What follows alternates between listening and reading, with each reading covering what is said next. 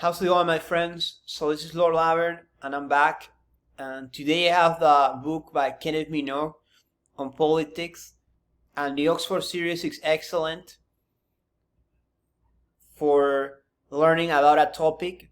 And I really want to write about political theory because I studied philosophy, a lot of history, and I wanted to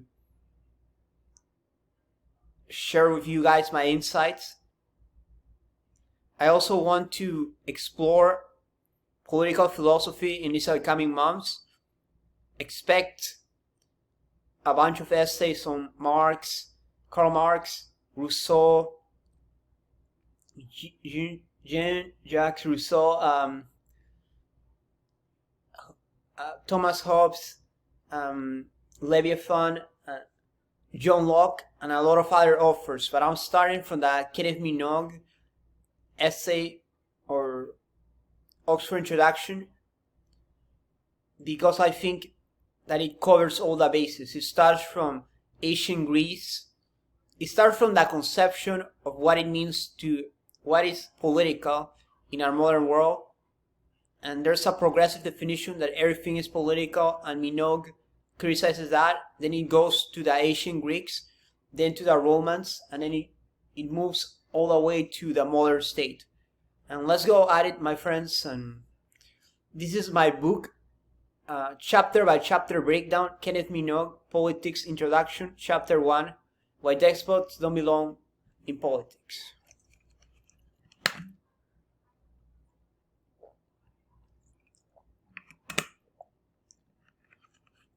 Introduction to the author. He's conservative, he's Australian, he moved to the UK, he studied at the London School of Economics, and he was reacting against the 1960s liberals and progressives. Fun fact, he was a tennis fan. And I'll be adding some fun facts here and there, because I know sometimes British audience likes humor, and as well the American audience, they always want to make things accessible for the average person. So I think that maybe peppering the essay with like a fan fact or something, I'll do that sometimes. The book is part of the excellent Oxford series where experts write introductory work on many topics. For instance, in some of Aristotle's, there's one on objectivism and there's one on medieval Britain. I'm very interested in medieval Britain and even earlier, the Norman period, because I'm very fascinated between the interaction between French culture and English culture. And I think there's a lot on that topic that hasn't been explored. And I really want to contribute and give my ideas on that. Reflection. In everything of inquiry, there's a general introduction, and there's a more expert take on a subject or debate. Some fields of inquiry seem to be more about a group of questions, and you have a small pool of writers who try to address them. This would be analytic philosophy, where the field is dominated by a few group of thinkers, all at odds with each other. However, they're trying to address a small set of questions.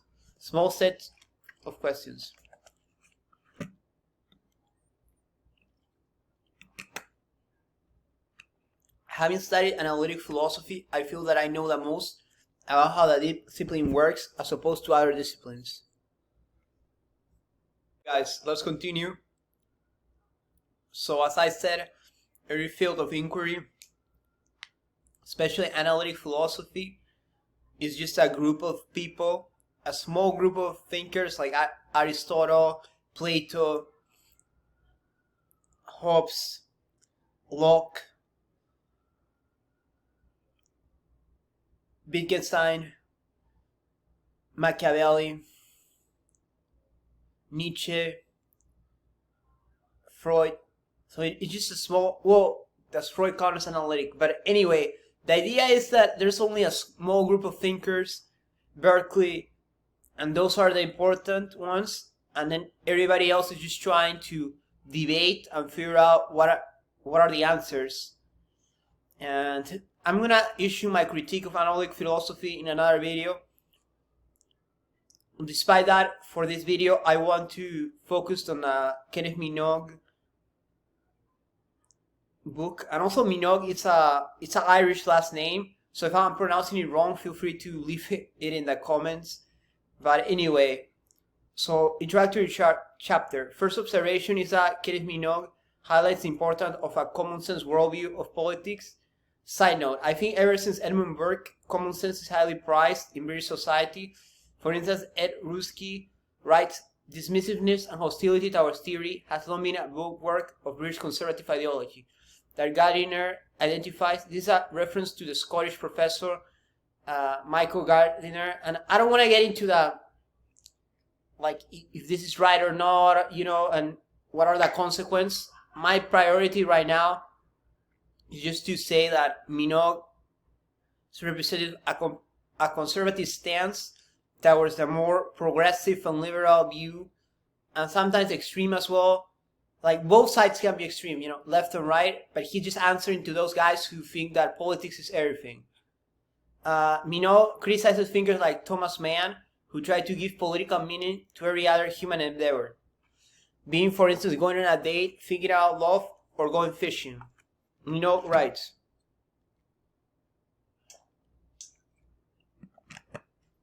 this is certainly true for a lot of boards in universities who believe that one can't enjoy a poem without at the same time making a political statement. I believe this to be a valid point. Many progressives have this idea that everything is political, hence their latest incursion into American comic books. And that's a completely other topic, but I thought about it because I will also touch on that. What I learned. And for this book, what I'm doing is I'm just writing what I learned, what are my conclusions, because I'm learning about the topic at this point and not creating my own thoughts. So despotism comes from the natural order, or how Chinese thinkers used to say or call it the mandate of heaven. Society is rigid and dynasties can rise or fall, but the other person's life remains the same. Despots come in a wide range, but they're often stereotyped as negative.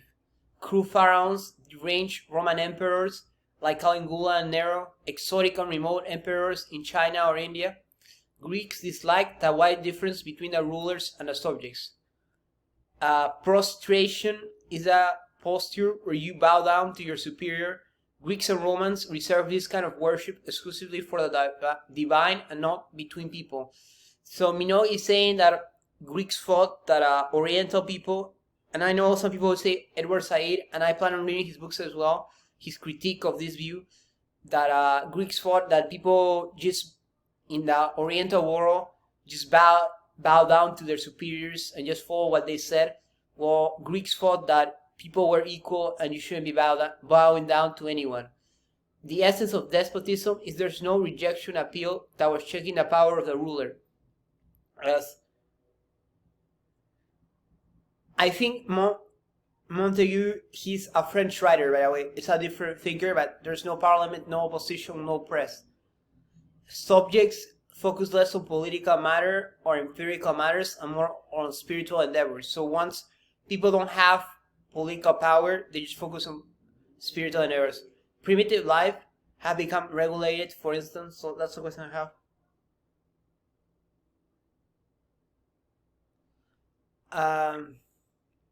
I think it's Minogue starting that everything controversial is seen as political, and hence the term personal is political. So this is the slogan of the progressive left, that everything is political. Every act you do, it's political. For instance, that's why they attribute this whole power dynamics. And if you guys see the debate between Minogue and William F. Buckley, Buckley says he once handed a feminist a cigarette, or lit her cigarette. I think it was the second one. He lit her cigarette, and the feminist was just really upset because there's a power dynamic going on, and that she was feeling inferior. So people who have this very progressive agenda, or even people on the right, potentially people on the right side of the spectrum as well, they'll believe that everything you do, it's a power relationship. And maybe Foucault talked about it as well. I might read his stuff later as well. But he's criticizing this idea that personal is political.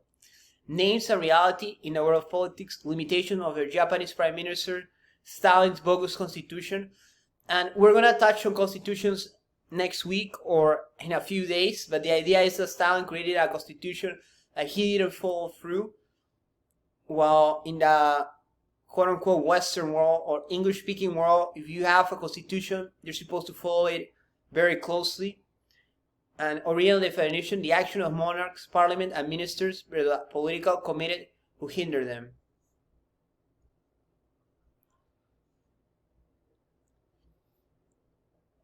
Government expansion has helped politicians to want all good things in a nation to be attributed to politicians and their policies, while the detractors want all bad things in society to be attributed to the politicians and their government. So we see two camps. One of them is saying it's the politicians, and they say everything good that happens in a nation is because of them. For instance, like they're able to bring bands from different countries to play music. It's just an example.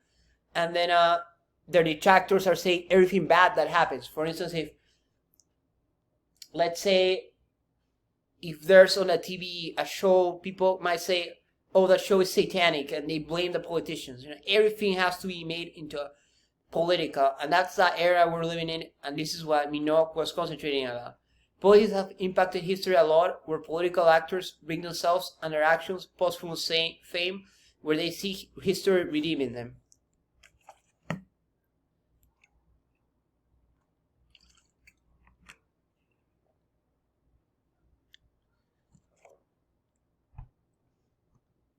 And he gives the example of Che Guevara, that revolutionary, and he says that Che and other people like him view themselves as graffiti artists of history, and they're trying to achieve immortality through fame. Maybe that's true, because consider the essay I wrote the other day. George Orwell, he's very famous, and he was so into politics, while other authors who weren't that interested in politics seem to be sidestepped. What questions are left? Why is it that some people who are highly religious do seem politically involved? Especially in America, I've seen that in the United States,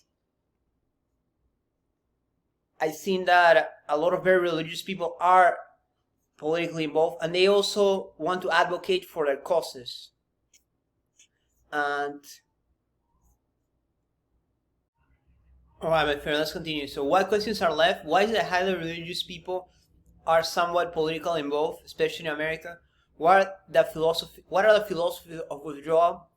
In classical times, everything in society was the property of the despot. Is this the case? Key term, the personal is political. What does this exactly mean? This is a cause of tension in the 21st century.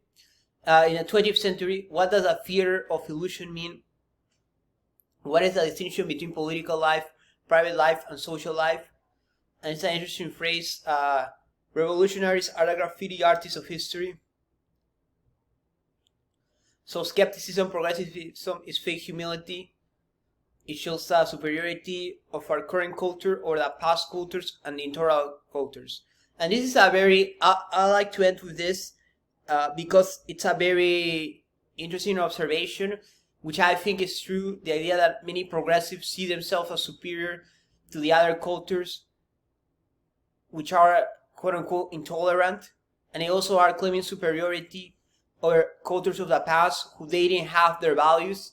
And I have to give a concrete example, but it seems when it comes to certain issues of identity, it seems progressives are always advocating for multiple identities, and they question why people wouldn't accept that. But it seems in more conservative societies, people have very much more fixed identities and prefer it that way.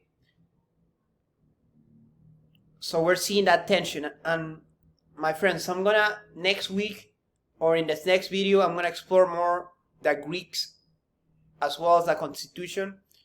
And I'm very excited about that. I'm very happy I'm writing these essays because I really wanted to get into political theory. And I'll do that book by book that chapter by chapter breakdown, because that's what I really like. This systematic analysis and breaking everything down in small pieces. I feel that's the best that analytic philosophy can offer. But I'll see you in the next video. Take care. Thank you very much. Like, comment, subscribe.